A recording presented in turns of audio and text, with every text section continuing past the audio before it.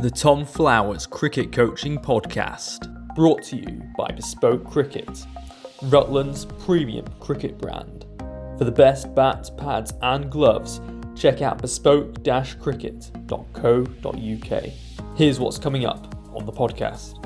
And I hold a lot of that accountable with the way the academy director at Leicestershire at the time, his level of empathy and people skills, was reminiscent of sort of a wooden spoon, really. I mean, he and that wasn't just my opinion. Mentally, I was just absolutely cooked, and you've got to bear in mind this is a period of time where things like mental health, which it later turned out that I'd been suffering with at the time, that was unheard of, it was untalked about. Now, on with the podcast. So, Tom, let's start from the beginning. What are your first memories of cricket? My first memories of cricket are age of sort of 2-3 years old, I guess. Probably old school in the sense that my dad played, his dad was interested in cricket, my uncle played, so very much a family affair. I was around a bat and a ball from the age of sort of 2, I think there's photos of me 2-3 years old upwards. So yeah, really, it was a way of life for me, cricket was, from a young age. First memory is watching my dad, but then sort of being asked to go and train with under 13s, I think, for my first session when I was sort of 6 years old, 7 years old, and from there really sort of got the cricketing bug, I guess you could say. And would you say that it's your dad that got you into cricket, or were there any other family members involved? Yeah, definitely dad was my big influence cricketing wise. Mum was a big support. I mean, Crum's mum used to throw balls at us, etc. But without my dad, I wouldn't have been around cricket. I always compare it to like motor racing these days. I think it's a very specific niche sport. If you're not surrounded by it or have a passionate parent, it's something you never really get into. And I think that's cricket all over, really. So was very fortunate that my dad introduced me to my local cricket club, which was Barkby United Cricket Club, from a young age. Nice. Well, yeah, that's going to be my next question, what your first club was. So do you want to tell us a bit more about Barkby, what it was like? So Barkby was I guess, real shaping club for me, both on a junior front when it came to things like standards, and we had old school coaches. You had to tuck your shirts in, you could only train in whites, you got sent home if you didn't wear whites. I mean, could you imagine that now? What the backlash would be from online, for example. But you know what, it really taught us good values, and it taught us a discipline, and I think that they're skills that I've hopefully taken through the rest of my cricket career, into my coaching, and also into wider life as well. So Barkby's very much a family orientated club, prided itself on homegrown players, real club, unique club, with a real family ethos, and club that has had generations of the same sort of families that have come through it. So yeah, very, very grateful to the start that Barkby gave me as a cricket club.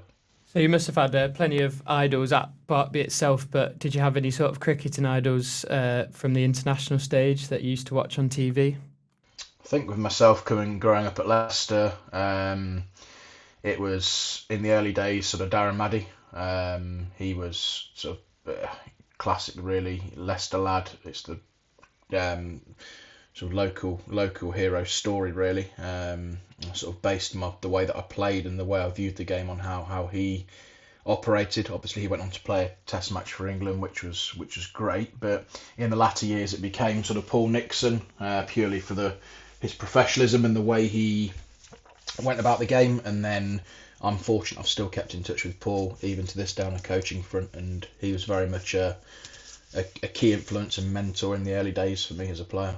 Yes, talk to me a bit about you as a player. Are you primarily a batter, and if you do bowl, what do you bowl?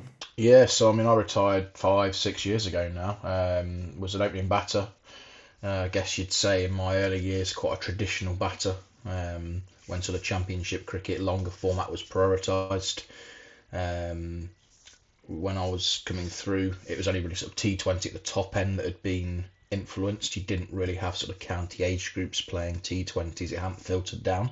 The T20 blast was still a bit of a novelty, whereas obviously now, if you're on the academy systems and coming through, it's a part of white ball cricket. Short form 50 over, 20 over is expected to be part of your cricketing toolbox, I guess, really. So mainly a batter, bowled a little bit of off spin up to sort of Premier League level, but yeah, batting was my sort of main forte. And then as I got a bit older, I became more of a sort of hard hitting opening batter. When you had the introductions of more white ball games as I got into my late teens and restrictions, so it sort of favoured hard hitting, good techniques, I guess, really batting at the top of the order. So you mentioned Leicestershire there, and I know that you were in Leicestershire twos for a while. Talk to me a little bit about what that experience was like for you. So I was very lucky, being involved, I guess, from a young age. So I think I had my first signed on the academy at Leicester at 13, so I was the first ever intake of an academy, which was good in some ways because it was a real, on paper, it meant that they were sort of backing you. The reality was very different, I guess, because it was very much a prototype, and I don't know how it was done at other counties. I guess a lot of coaches are finding their way through that, but we were sort of the prototype years or intake. But I guess with that, the old school mentality was still there a little bit. So I got exposed to my first indoor net with the pros at 14, which was great. I remember coming off school to go and do that, and then made my twos debut, I think 15, 16, which again, as a young batter these days, is, I won't say it's unheard of, but it's less common. So that was great as well. I then spent 6 seasons around the twos at Leicester. We made the first team squad 3 times, never got a gig, which is one of them. But the learning experience and the players that, as I say, it was more that old school era. So you had guys who they'd come and play the 3-day games in twos cricket because there wasn't the demand of the white ball stuff, so they weren't being rested or they weren't in another competition at the same time alongside it. It was very much, if you're not picked in the ones during the long format, you're playing in the twos. So it was great to sort of catch the back end of some ex-test match players like Jeremy Snape, one-day player Jeremy Snape, Aftab Habib, Phil De Freitas, as I say, Paul Nixon, international cricketer. I got to play with and share a change room with these guys, which again now is something the youngsters probably don't get. So yeah, got to 21, did well, but never really got that opportunity, and obviously they just didn't quite back me enough, and probably didn't think I was quite good enough. Probably didn't score enough hundreds looking back at it, but equally, it's a different era now. If you went and scored 30 in the second team as a 16-year-old, it's all over social media, it's all over play cricket. It's a different one. I think that's a really great thing, and it's a great platform for the youngsters today. The other big difference now, I guess, is that there's not the same push on with the cold pack situation of players, whereas at Leicester we had numerous cold pack players. And now, which is a great thing, is the under 25 bonuses. So if you've got a homegrown English qualified under 25 player, the counties get a kickback financially, and I think that's a great initiative. So look, came out of the game early at 21, was determined not to sort of be on that pile of players that at 26, 27 get released, which I could easily have been in that situation if I carried on pursuing that career, and was able to get ahead in coaching. So that was, things happen for a reason, and I think that was a blessing long term, really, because 37 now and I've been coaching 16 full years, which is fantastic in my opinion of where things were at. So Yeah, absolutely. And we'll get onto your retirement decision and your coaching in just a couple of minutes. I've just got a couple more questions about the playing days. You spoke about some of the great players that you played with. Can you remember the toughest bowler that you ever faced while playing for Leicestershire? Is there any famous faces in there? Toughest bowler. I mean, the problem we had at Leicester is I think most of the toughest bowlers have probably played for us, because I had Stuart Broad, obviously he goes without saying his record, Harry Gurney, who played for England for a number of years, left arm bowler. You had Phil De Freitas at the back end of his career. We had Otis Gibson, who was West Indian cricketer. So yeah, Claude Henderson, South African international spinner. So the funny thing is I often felt I was probably more tested in our own sessions than I was opposition-wise, if that sort of makes any sense. But I remember a Yorkshire attack that included Adil Rashid, Tim Bresnan, Ajmal Shazad, and a guy called David Wainwright. I think he played Yorkshire at England A, I think, or he was around that sort of Lions team. That was quite a steady bowling attack, I think, to come up against. So probably played against more names, I'd say, when I was out in Australia, when I was playing grade cricket over there. Ben Hilfenhaus was on the circuit there. Xavier Doherty, Australian spinner. Guy called Brendan Drew, who was pretty sharp. Pleasure playing against Tim Payne was out there as well, James Faulkner. So it was that. I mean, that was, yeah, the way the Aussie system works. That was a real eye opener when I went away to Australia the year before finishing at Leicester. I hope that sort of answers the question. Really tough one. Do you have a favourite individual achievement as a player? Yeah, I think making my first class debut when I was at Loughborough University Centre of Excellence was a real achievement, because that's meant that I felt I got the recognition I deserved for, I knew at that point, whatever happens, that I can say I played first class cricket, which is something I knew I was good enough to do, but I wanted that sort of, I got approval, whatever you might call it, but when you feel you've not had that backing necessarily from your own county, it was nice to sort of get that through my university scheme. So yeah, making my first class debut at the Oval against Surrey was pretty cool. And that's something I probably won't forget.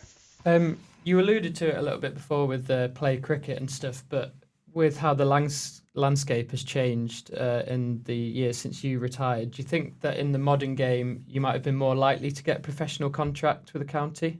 I'd still probably need to score more hundreds, but I do think that, yes, 100%. I mean, I look at some of the innings that I played as a 17-year-old probably in the second team. Like that, I've seen guys get 70 in the twos since then, and it goes viral over the social media, etc. So I do think that exposure for youngsters now, I can't speak for whether it would have given me a better platform, who knows, but I 100% can say that for a 16, 17-year-old batter now, every game's almost a shot to nothing, in the sense that every game's filmed, every game's on streaming, so if you do well, when you're not expected to dominate at 16, 17 in the twos or 18, but if you do well, it is a shot to nothing, in the sense that overnight you could, I mean, if you go and smash a 50 ball 100 as a 17-year-old in a one day twos game, you are going to be going viral that night. And I think that's quite an exciting landscape that the game is at, because you're not probably going to get missed that way. What I would say is that can also add other pressures, and I guess coming full circle to answer that, one of the reasons, and I was having this chat with another guy who played first class cricket only this week, who's retired.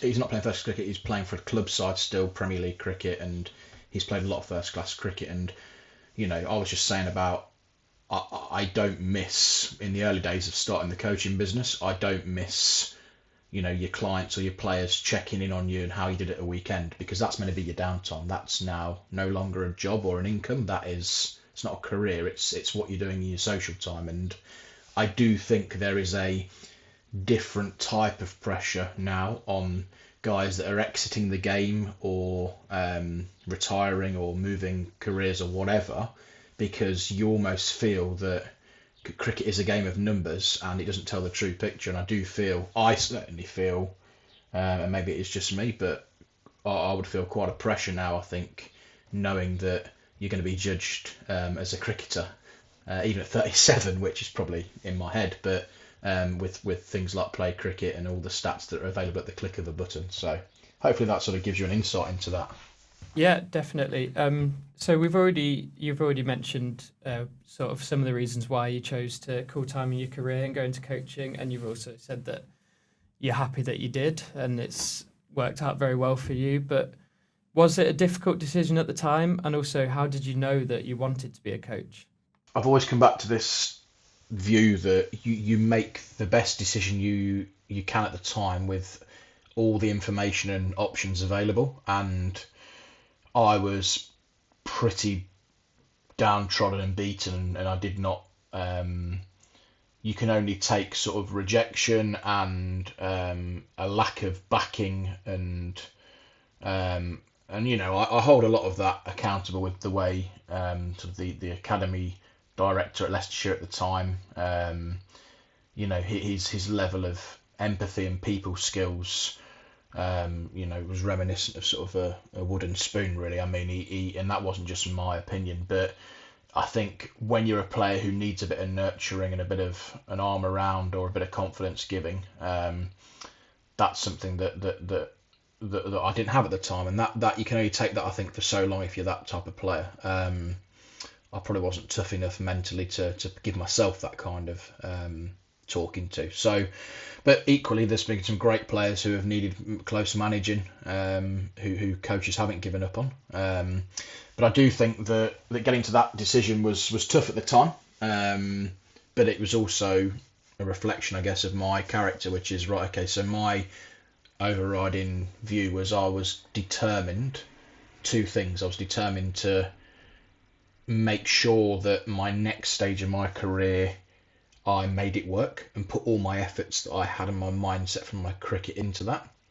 I also said to myself that I don't owe cricket anything, and because of that, going in down the coaching route and later the coaching business route, there have been times where I've questioned myself, other people have questioned it, you shouldn't be doing that, that's not the way things are done. And I think it's really helped with that mindset, that sort of stubborn, ruthless mindset I've had, certainly with the business side of it, which has been, well, I'm going to make this work, and, cricket, I don't owe the game anything with the time I've put in, and sort of this is sort of payback time, if that makes sense. So, tough decision. I had a six week trial at Warwickshire lined up when I left Leicester, but mentally I was just absolutely cooked. And you've got to bear in mind, this is a period of time where things like mental health, which it later turned out that I'd been suffering with at the time, that was unheard of. It was untalked about. It was very few and far between players who had spoken up about that, never mind having a support network trickling down through counties, first 11, second 11's academy. It just was unheard of. So maybe come back to your earlier question, the awareness and support that for mental health now would have definitely helped me at the time. Equally, it is as ruthless as it comes. The day I walked away at Leicestershire, that last game of the season at 21, I have had zero contact from any of the coaches from that point onwards. And I think that's well publicised in football, in rugby, in cricket, in academies where, it is that ruthless. When you are deemed surplus to requirements and no longer part of something, they move on, and quite rightly, and it's the next people that get their attention and time. So there is no exit strategy with these county cricket clubs. The PCA do a great job, but ultimately that can be quite tough, having to navigate your way through the landscape after you leave the county game. Yeah, I can imagine that's really tough. And obviously the thing with professional sports is that it's not just the players who call time early that have to figure out what they're going to do with the rest of their lives. It's, even if you play till you're 40, that's still only half your life, and you might not have actually made enough money yet to sort of retire and sail off into the sunset. Do you want to just tell us a bit about how your coaching career began? What were the first jobs you took? Yeah, so I often get asked this, and I think that in short, the first jobs you take are any coaching that you can get. I mean, I was doing one-to-one coaching for £6-7 an hour way back in the day when I was sort of 18. So I was coaching. I didn't realise, but I was actually setting up my second career from the age of 17, 18 when I was I felt that I really enjoyed coaching. I really enjoyed, because I was quite an analyzer of the game. I enjoyed talking about the game. I enjoyed chewing the fat, sharing knowledge, and I guess it sort of grew from there, really. I ran my own little academy while I was at university. I ran holiday camps, one-to-ones, and then got my qualification, and then I left university at Loughborough in a mindset that, right, I'm not pursuing the cricketing career anymore, and I got offered a job as head of cricket in independent school, which was a huge offer. in the sense that not necessarily financially, but for what it could do to my career as a coach. And I knew that was an opportunity at the time that was too good to turn down, because at the times the independent schools were looking for more youthful members of staff and coaches, because obviously the old senior pros that are coming out of the game, that are maybe looking for retirement gigs, that are on bigger money, that are not probably got the energy or the enthusiasm, they're at the end of their career. I was the opposite of that. I could, and I remember so grateful for Claysmore School at the time in Dorset for seeing that in me and recognising it, and giving me the opportunity. And then just sort of went from there. Did my level 3 while I was down in Dorset. Moved to a slightly more larger school, which was Sherborne, which was and took the cricket job there, which was again, it was a bigger move. It was a slightly more prestigious fixture list, but I learnt a lot about life and about the workplace, and you don't realise, I think, how much cricket can institutionalise you. I've always been aware of not being institutionalised, but yeah, I think that first sort of, it was more the environment I was coaching in rather than the coaching itself that challenged me, that I guess I grew as a person and as a coach as a result of that. Yeah, and it's interesting for you to hear you say that there was actually like an appetite for younger coaches at the time. But in the same breath, did you feel any sort of stigma from any corners about you being a fairly young coach? Yeah, I think there was a bit of scepticism in the sense that people were probably a bit wary of, okay, well, why is a 22-year-old who should be at the top of his game, peak of his game, not still pursuing that career and still wanting to play? And I felt myself having to justify, more than any sort of imposter syndrome of being a 22-year-old coach and coaching 17, 18-year-olds. Yes, that's something you have to get over, and you have to grow up pretty fast. I guess it was more the fact that I was looking at it as a, I'm trying to find the right words there for it, really. I think it was more having to justify to people why I wasn't pursuing a playing career, and how could someone who is, only a year or two ago has played at this level and played first class cricket a couple of years ago, and still can play minor counties if he wants to, and still, I was still in real good touch, and you don't lose it overnight. It was almost that constant justifying as to why I wasn't pursuing that anymore, which it wasn't as easy as just to say, I was pretty burnt out. I'd felt I'd given it enough and given everything I could. But again, just trying to be honest with myself, that you have to keep coming back to that fact that, can you look yourself in the mirror and say, I did everything that I could? And at the time where I was, I think I had done by then. So, of course, people, my mates, my colleagues were saying, it's ridiculous, you should be carrying on, and, but they're not in your shoes, I guess. So, but again, I do come back to the fact that I do think the support that the guys have gotten now is far superior when it comes to some of the issues I had. So yeah. Tell me a bit more about Tom Flower's cricket coaching then. Why did you feel that your own company was the way to go rather than just being on the coaching staff of a team? Yeah, I think it comes back to the fact maybe, as I say, having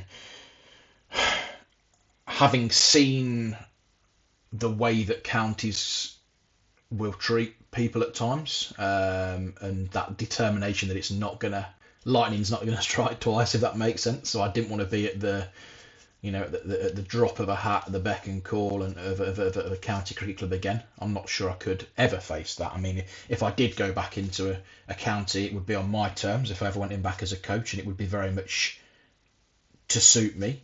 Now I can almost hear people listening to this thinking that's an arrogant way of looking at it, but ultimately they are happy to be that person and to do what they do for the benefit of what they want to get out of it. So they might be trying to be, furthering their coaching career. They might absolutely do it for the love of coaching and nothing more than that.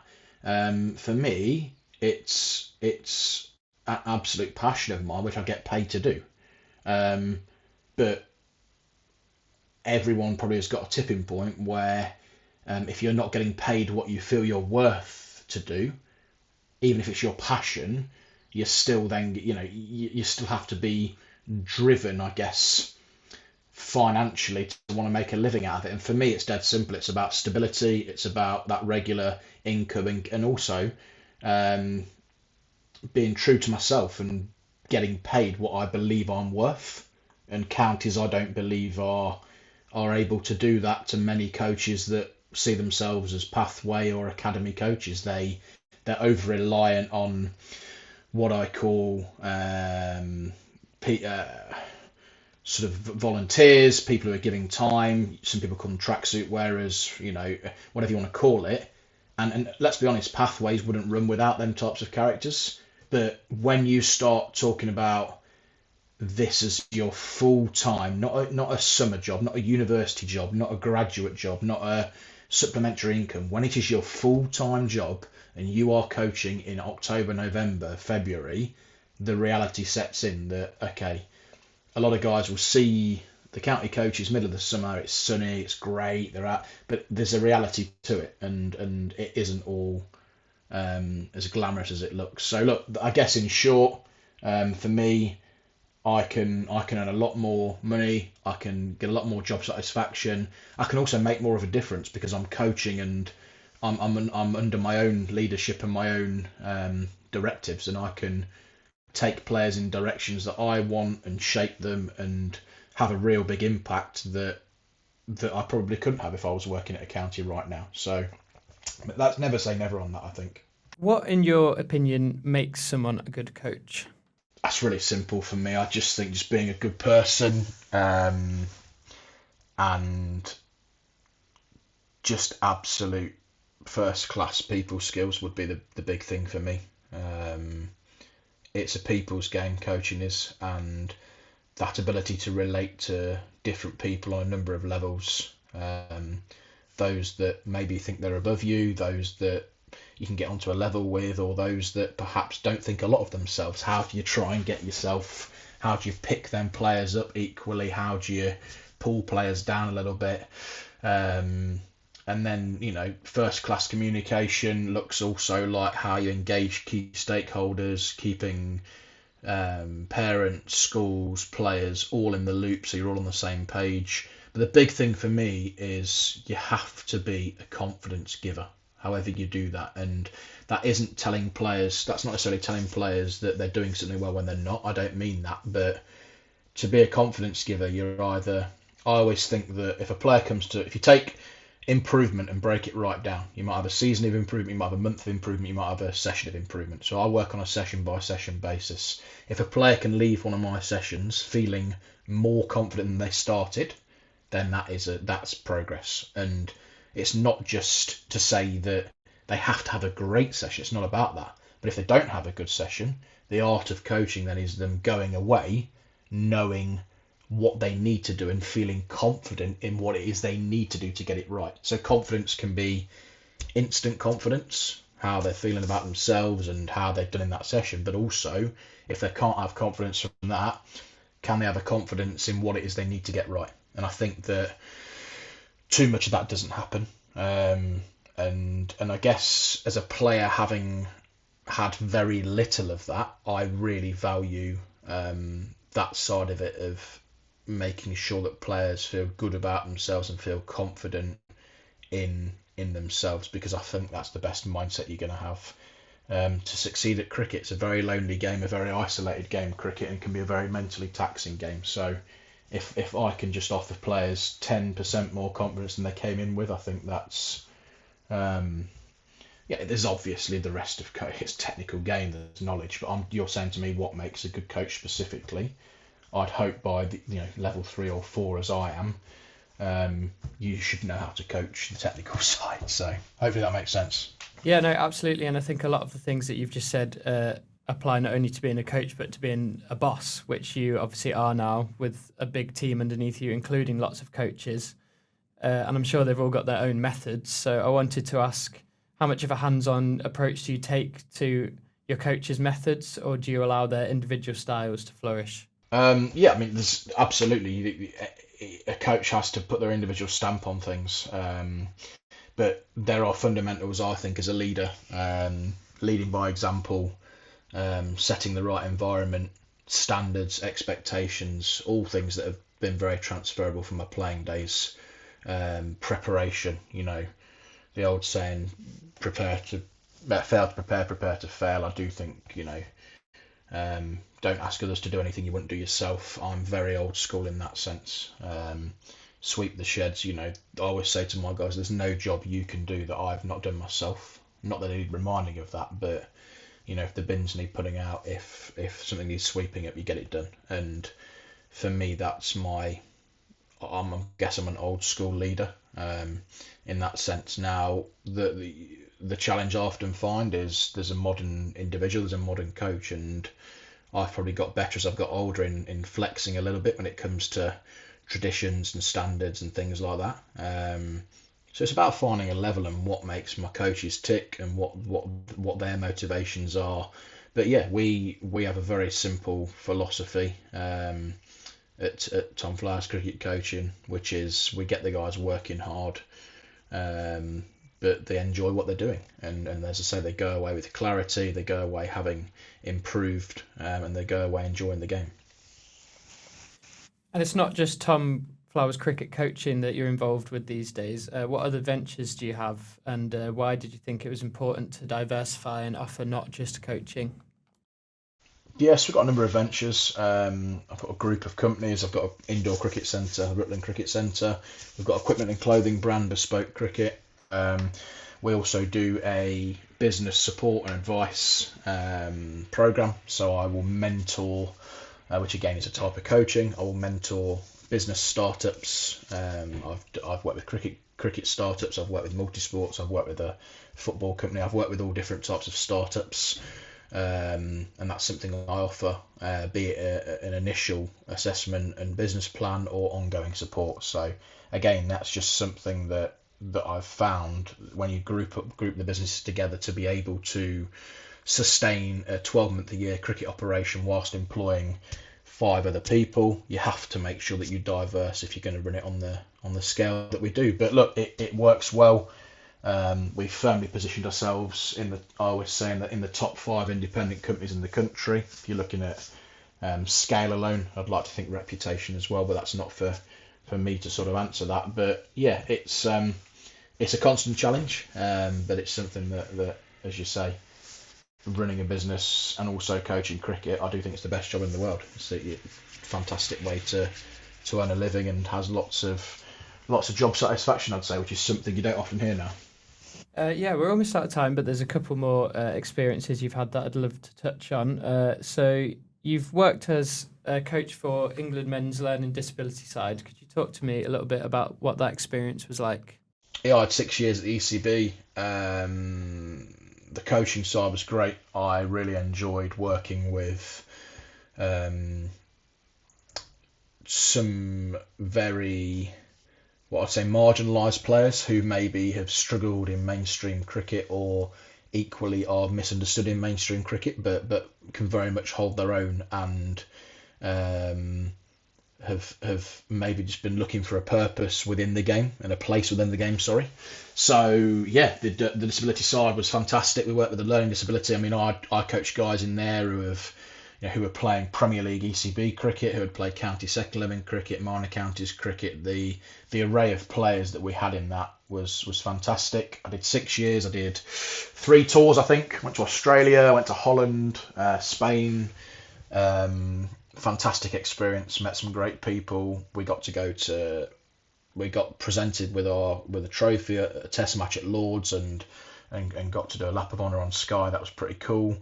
But yeah, just met some great people, and it's really quite humbling. It took me back to why I started playing the game, because you're working with guys there who half the guys maybe didn't have jobs or weren't able to hold jobs down or weren't able to get employment. And for them, their cricket was their absolute lifeline, and to be part of something that, for me, it was part of my life. For some of the guys, it was their life, and I think that was a really big thing that I took away from that. It was an amazing environment to be in, and one of the most enjoyable environments, and I often keep in touch with a few of the guys I was involved with there, and also the staff as well. And one quick final question. In an ideal world, what does the rest of your career in cricket look like? Yeah, look, I guess, coaching qualification wise, unless there's a level 5 that comes out, it's not something that I'd necessarily, I think I've achieved what I want as on a piece of paper, but I don't think I've achieved anywhere near what I want to as a coach. And I think you can always get. I'm excited that I've managed to take my coaching to where it is by 37. Where can I be at 47 or 57? And yes, it's a young man's game, and there's certain physical aspects of it I'm going to have to tailor and step back on and manage my body, I guess, as I near 40.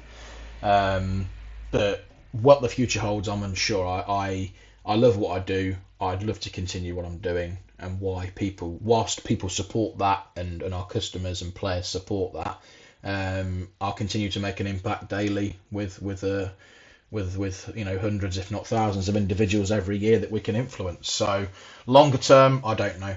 Would I take an academy job? As I say, the time would have to be right, and the terms would have to be right. I have no doubt I could the sort of academy role where you're mentoring and fostering adolescents, under 18s, through that pathway and what it looks like. And because I've been through that and I've seen the other side and I've experienced many of the challenges, I think that's something that I could see my skill set fitting to. But again, it would have to be a very specific circumstance and set of terms for me to do that, because I've built for 10 years something pretty special, I think. If you enjoyed this podcast, be sure to leave us a review and follow us so you never miss an episode.